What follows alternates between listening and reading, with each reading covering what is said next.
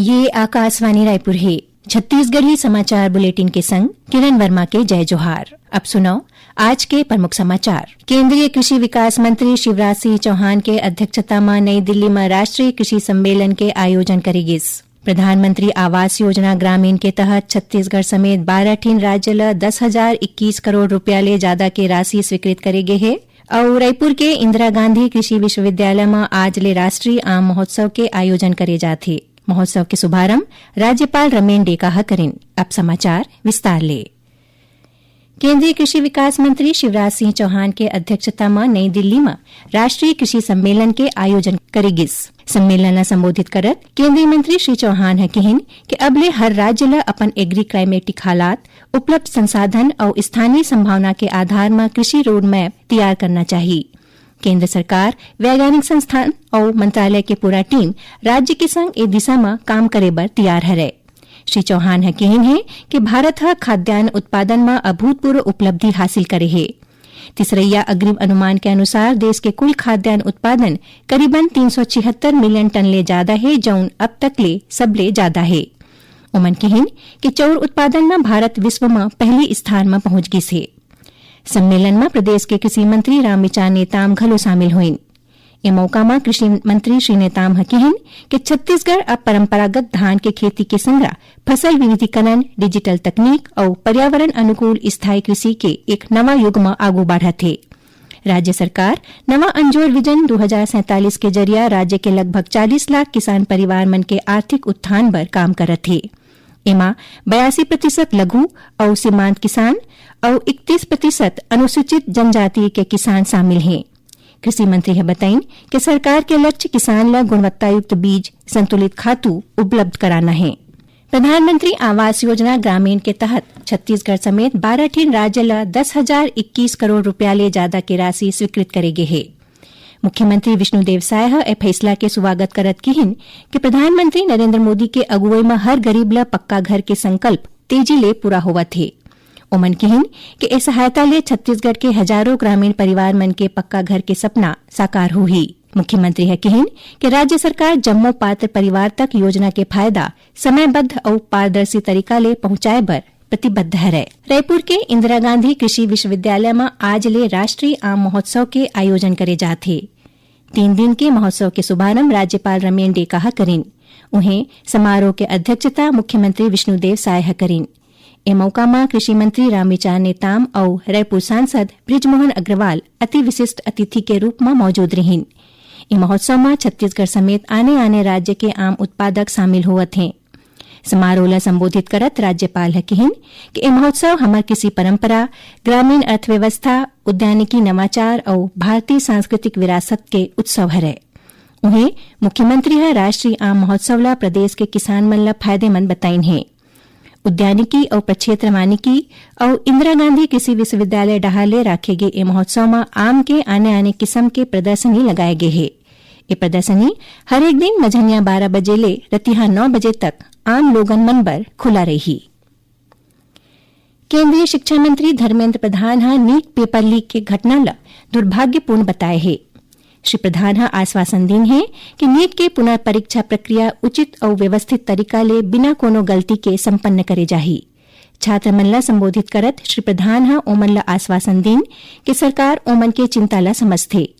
केंद्रीय शिक्षा मंत्री श्री प्रधान हा कहिन कि सरकार ये सुनिश्चित करत है कि केंद्रीय जांच ब्यूरो सीबीआई ये मामला के पूरा जांच करे और दोषी मन ला कड़ा सजा दे जाए।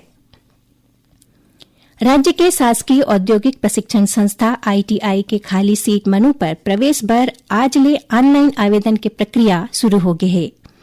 इच्छुक पात्र अभ्यर्थी 15 जून तक आधिकारिक वेबसाइट में आवेदन कर सकते हैं। संचालनालय डहाले जारी कार्यक्रम के अनुसार प्रवेश की प्रक्रिया 3 चरण में होगी। पहली चरण के चयन सूची 16 ले 22 जून तक जारी करे जाही। उन्हें दूसरिया चरण के चयन सूची 26 जून ले 3 जुलाई तक और तीसरैया चरण के चयन सूची 8 ले 12 जुलाई तक जारी करे जाही। छत्तीसगढ़ी समाचार बुलेटिन आप मन आकाशवाणी रायपुर ले सुनत हो। छत्तीसगढ़ के खबर ले है आपकी वास्ता और खबर के विश्वसनीयता ले है हमार वास्ता। आकाशवाणी समाचार रायपुर के प्रादेशिक समाचार बुलेटिन के संगे संग हमार समसामयिक कार्यक्रम आप रेडियो के संग अपन मोबाइल में घलो सुन सकत हो। आकाशवाणी समाचार फेसबुक, ट्विटर और यूट्यूब में घलो हावय। हमार फेसबुक पेज हरे Chhattisgarh news on AIR, Twitter handle CGAIR news और हमार यूट्यूब चैनल हरे छत्तीसगढ़ AIR न्यूज। तो अब रेडियो के संगे संग आपके मोबाइल के माध्यम ले हम आप तक पहुंचत हन। छत्तीसगढ़ के हर खबर पर सुनत रहो आकाशवाणी समाचार।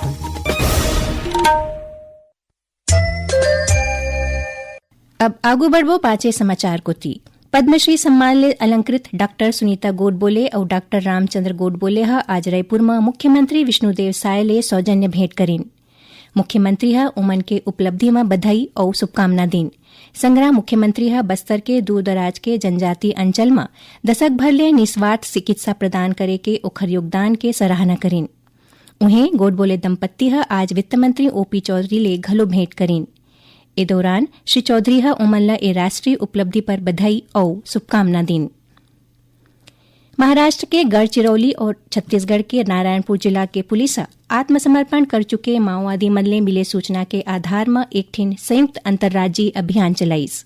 ए दौरान सुरक्षा बल मन गढ़चिरौली नारायणपुर सीमा के जंगल में संचालित करे जात माओवादी मन के हथियार, निर्माण केंद्र ले हथियार, विस्फोटक और शस्त्र बनाए के जिनिस जब्ती करीस।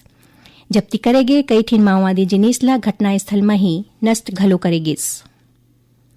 सुनई अमल न बता दन के प्रादेशिक समाचार एकांश के समसामयिक विषय ऊपर आधारित कार्यक्रम बातों बातों में ए बखत ग्रीष्म लहर और मानसून ऊपर रायपुर स्थित मौसम विज्ञान केंद्र के वैज्ञानिक डॉक्टर गायत्री वाणी ले गे विशेष भेंट वार्ता के प्रसारण करे जाही। एक प्रसारण काली 30 मई के आकाशवाणी केंद्र रायपुर डहाले FM और प्राइमरी चैनल में बिहानिया 9 बजे ले करे जाही। इला छत्तीसगढ़ स्थित आकाशवाणी के जम्मू केंद्र रिले करही। अब पेश है मौसम के हाल। मौसम विभाग के अनुसार एक ठिन द्रोणिका मध्य पाकिस्तान ले अंदरूनी ओडिशा, राजस्थान, मध्य प्रदेश और उत्तर छत्तीसगढ़ तक फैले हैं। उन्हें ऊपरी हवा के चक्रीय चक्रवाती घेरा पूर्व मध्य बंगाल के खाड़ी में बने हुए है। एकर अलावा बंगाल के खाड़ी ले नमी के आगमन सरलग होवत है। एक स्थिति प्रदेश के मौसम में बदलाव हो के संभावना है। मौसम विभाग अवैया 24 घंटा के दौरान प्रदेश के जम्मू संभाग के एक दो जगह में गरज चमक के संग अंधड़ चले और गाज गिरे के चेतावनी दे हैं। उन्हें कुछ एक जगह में हल्का वर्षा हुए या गरज चमक के संग छींटा पड़े के आसार है। छत्तीसगढ़ सरकार नियत नेल्लारार योजना 2.0 के तहत वामपंथ उग्रवाद ले मुक्त क्षेत्र और वनांचल के जम्मू ग्रामीण मन ला जन कल्याणकारी योजना ने जोड़ के 100% फायदा पहुंचाही। मुख्य सचिव विकासशील के अध्यक्षता में मंत्रालय में राखे गए उच्च स्तरीय बैठका में ए योजना के रूपरेखा में आज चर्चा करेगिस। योजना के तहत दूसरे चरण में 31 ठिन व्यक्तिगत हितग्राही योजना, 14 सामुदायिक सुविधा और 10 ठिन जरूरी सेवा गांव-गांव तक पहुंचाए जाही। अब थोरकुन समाचार सार में एंटी करप्शन ब्यूरो ACB के टीम कोरबा जिला के पोड़ी उपरोड़ा विकासखंड के तुमान में चलत सुशासन तिहार समाधान शिविर में एक झिन लिपिक प्रदीप मिश्रा ला 40,000 रुपया के रिश्वत लेवत रंगे हाथ गिरफ्तार करे है।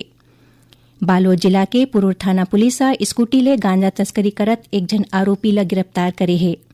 एकर कराले 12 किलो ले ज्यादा गांजा बरामद करे गे है, जेकर कीमत 6 लाख रुपया ले ज्यादा बताए गे है।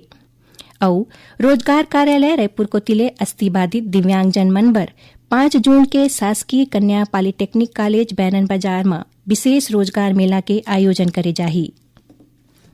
आखिर में प्रमुख समाचार एक घाव फेर।